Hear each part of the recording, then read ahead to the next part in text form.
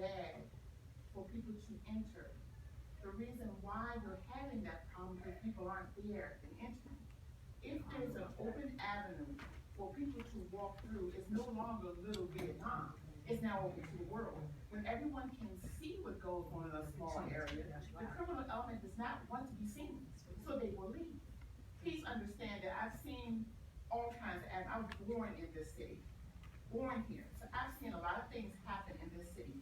And I know your fears and things, but you closing off the area to keep your children on a closed-in street, a cul-de-sac, if you will not help. Thank you, Ms. Harris. Again, we want to focus on the people that actually live here, and I thank you so much for your opinions. Ms. Harris, you live on 21st and I. Can I ask a question? Is there a police officer in there? Oh, you missed it. He was here. Okay, Yeah. I will go back to her question. They don't care about the police either. Cause whatever they do right in front of the police, and they don't do nothing. And the police are there every day. I know the names. I was a police officer here. He left. It was Sergeant Bellavantis. Ms. Harris, then Ms. Lopez, then Dr. Burton. I'm sorry, Merton Purcell. It's okay. That was for somebody else. I'll let you know about that. All right. I have a question in reference Very quickly. Yeah. In reference to how, you're advertising or saying that you need these neighborhood cleanups to happen, just because I do live in a neighborhood and I haven't seen any flyers or anything being put up, but flyers are kind of not so current. Maybe having a social media site or something like that, or posting things on Nextdoor where people are actually seeing it, so that we can be able to put in and pitch in and help out with things like that. Because I know a lot of people in here wouldn't mind if we just knew. Have you ever been to the Patterson Hartsfield Center? Yeah, And you haven't seen notices up on the door when we gonna clean up? I've only been And in one, even but in the news that's meeting not in the gonna tell me mayor's office, forever, something. because if I'm missing this one and another one hasn't been posted yet, how would I know? I want to It's recognize. not frequent everyday thing, but I just wanna, maybe say social Thank media you. or something, put it like. Thank you. Let the commissioner speak briefly, then you, Ms. Lopez. If I may, for the record, there are a number of times, and there have been a number of times, that I post on Nextdoor, quite frankly. We do regular cleanups the last Saturday of every month, and not a one of you here, except for one, you've been there. Not a one of you have been at my cleanups except you in the very back of the room. I don't recall seeing you there, and I've got a pretty good memory. My apologies if that was the case, Ms. Moore. Not only have I been to your cleanups, I also host my own cleanups and have not seen you at any of my cleanups. Okay. So Okay, time out. we could all do that. Time out. Let me just say this, and then I'm gonna recognize Ms. Lopez. First of all, this neighborhood has undergone tremendous changes. There was a time when you could buy an AK-47 on any of our streets at lunchtime. Okay, we've worked very hard with the people who live here to change the paradigm for this community. It is changing, it's moving forward, and it's definitely becoming more livable. But let me be very clear. We don't need to wait for it to be invited for cleanups. I would ask each of you to leave this room here today with a commitment to pick up trash. First, start in front of your own residence, okay, at a minimum. Then, then pick up trash every day. Trash and crime they go together. Trash is a calling card for crime. So we don't need to be invited to clean. We need to clean every day. Don't wait for social media. Anytime you see something, pick it up. Pick it up. And with that, I'm gonna let Ms. Lopez speak. We're going to have some last remarks. I want you to take the card. If you think of anything additionally that you want to share, that we don't have time to hear, I want you to make sure that you print legibly on the index card, because we want to capture your feedback and indicate where you live. You don't have to give out your street address, your actual house address, but tell me where you live, because I want to hear from people that live in this community, specifically the citizens that I represent, and by extension, that of my colleagues who are neighbors. Ms. Lopez. So I just wanted to say that we tend to take care of the areas that we go, and with increased traffic, I pick up garbage on my street. I call in alley cleanups. I pick up my own trash in alleys. I picked up needles. I picked up condoms that are used. I go around the block and pick up stuff. I don't always attend the cleanups because we tend to be busy on the weekends. I volunteer for a nonprofit. We do our own cleanups in different parts of the city. So it's not that we're not involved, it's that we tend to be involved in places that we're going all the time. So we see trash on our street, we pick it up. We Thank you. pick it up for almost an entire block when we see it. We'll go out with trash bags, gloves, do whatever.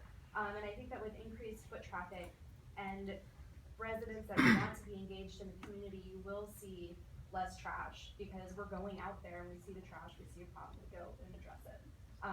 Calling you. potholes in areas where we see potholes. Thank you, and I also want to, I asked you to send me your service request. I will get to that. I'm Please, terrible please with you.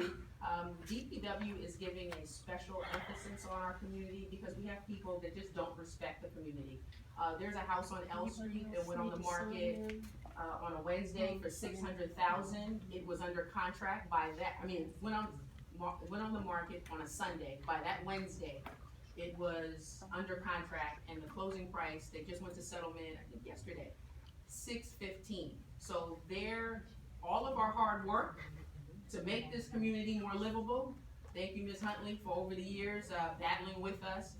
Thank you, Mr. Banks.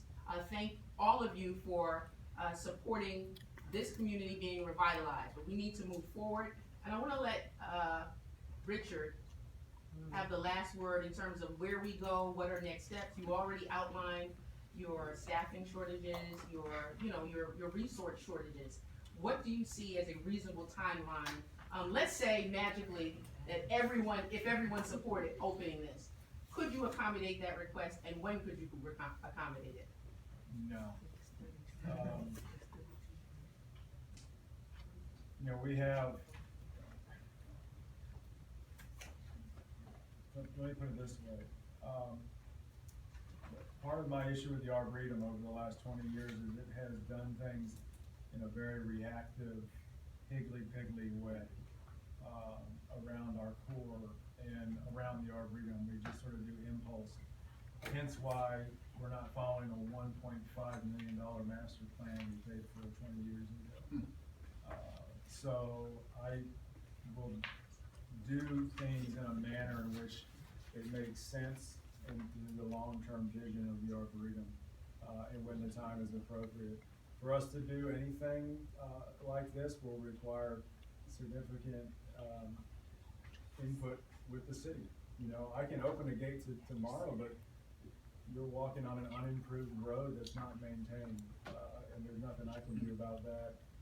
Other than what you do as citizens, which is petition the city and say, hey, you're gonna maintain this now. So it's gonna have to be a little bit more concerted effort when that time comes. I also wanna see how it incorporates to our plan to open the gate. And then also there's the fiduciary, what does it cost me to add? Am I gonna have to add a guard? I doubt it. They probably just have to add another checkpoint on the route, right? During the weekends, when we're open to the public 8 to 5, we maybe have 2 staff here. Maybe. We do have security, but that's limited. So it's not necessarily that we have to add new people, but we have to look at it in terms of what is the long-term commitment. The other thing I would also want you to really weigh in is what's going on in the rest of your community and what is that reality? And I've mentioned that with Bernice and Kathy on the phone, is what's happening with Langston Golf Course? Do you guys know what's happening with Langston Golf Course? Do you know what the plan is for Langston Golf Course? I think the city was supposed to buy it. So sorry, no, we can talk maybe offline about that, but my point is, do you know? Because if the city, some portions of the city has their way, I will guarantee you I open that street. Say that again? I said, one of the things I have to weigh is what happens around me and what's happening with the city. So, find out what's happening with Langston Golf Course, the National Park Service. It's, we're not in a vacuum. Physically, technically, yeah, it's not that, I don't think it would be too difficult. But again, I have to weigh it in terms of, in a time of flat budgets with 30% vacancies and reduced effort elsewhere, what does it cost me to open that gate? And I'll throw this back at you. Not one of you said you came to the Arboretum to admire our world-class national boxwood collection in the 900 accessions, the largest collection of boxwood on the planet that we're using to solve I've seen that. boxwood blight, which is a $110 million I've seen crop in the United States that's threatened by an introduced fungus. I just want So if I may, I'm just throwing that out there as a point of friction, because we have staff, $7 million of our effort, really all 12 million, even that 5 million that goes to gardens, I consider science, is based on having world-class collections that are available to the American nursery and landscape industry to solve problems of facing American agriculture. The nursery industry is part of American agriculture, and we exist to solve problems for American agriculture, long-term, high-risk problems. So all of those pretty plants have a purpose, but not one of you said you came to understand the science behind those plants. I'm not faulting you, I'm not blaming you, I'm just painting a picture of reality, is that we were not chartered by an act of Congress to be a part. And that's just this friction that we're up against. I want to share with you, since you raised that point. I discovered the Arboretum many, many years ago when Dr. McKenna sent me there. I mean, I didn't live in Northeast, I didn't come over here, I lived in Northwest. 17 years in the district, I lived in Northwest. Dr. McKenna sent me to the Arboretum to answer questions that were on our final ecology exam. That's how I discovered the Arboretum. I've been in love with it ever since. It is a fabulous, fabulous resource. I remember once I got the call from Dr. Elias that you all were getting rid of some of your daffodils and you were giving them to the community. Come with shovels. I lined my convertible with, protective paper. I came with my shovel. I dug up bluebells and tons of daffodils that are in my yard today. We have cherry trees thanks to the Arboretum. You all have just been a fabulous partner to this community. I want to thank you for coming out today, sharing with us your vision, your challenges, and I would like to ask you, in this public forum, to commit yourself to coming back.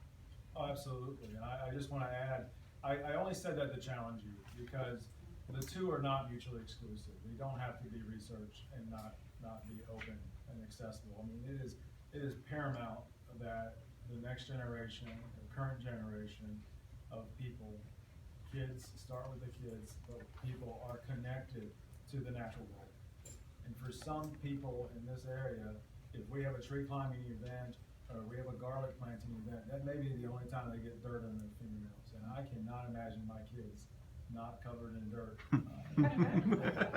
So it's not mutually exclusive. I'm not trying to make you feel bad or anything, but you have to understand that I'm being recorded. In some ways, I'm middle management in a bureaucracy. The director is great, but at the end of the day, there were 6,000 political appointees in Washington, D.C.